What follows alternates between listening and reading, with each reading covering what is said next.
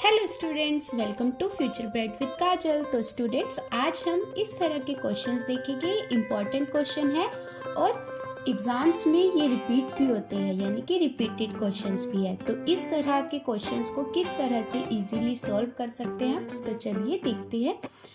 अगर आपके पास आए कि इफ x, यदि x आपका ये दे रखा है 5 under root 5 under root 5 under root 5, इस तरह से इन्फिनाइट तक है, तो आपको x फाइंड आउट करना है। तो किस तरह से करेंगे?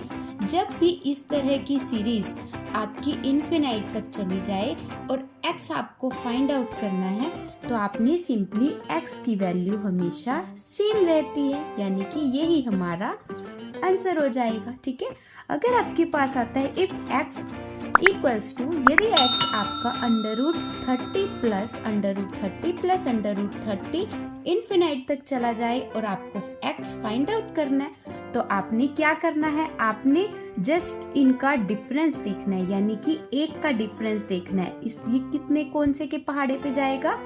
तो ये जाएगा 5 छिक्का 30। ठीक है, 5 6 30 और डिफरेंस इनको माइनस करोगे इनको, तो एक का डिफरेंस आएगा। ठीक है, यानी कि 5 6 30, और अगर साइन प्लस का है इसमें, तो आपने बड़े वाला लेना है, यानी कि x इक्वल्स टू 6।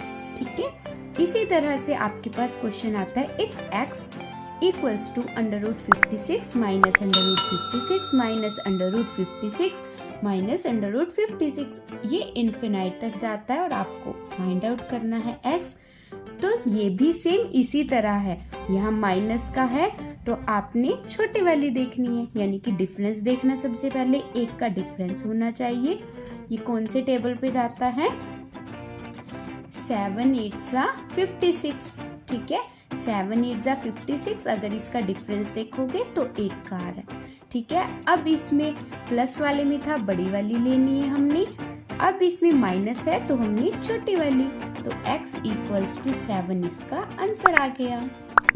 और वीडियोस ऐसे देखने के लिए हमें सब्सक्राइब करें। Thank you.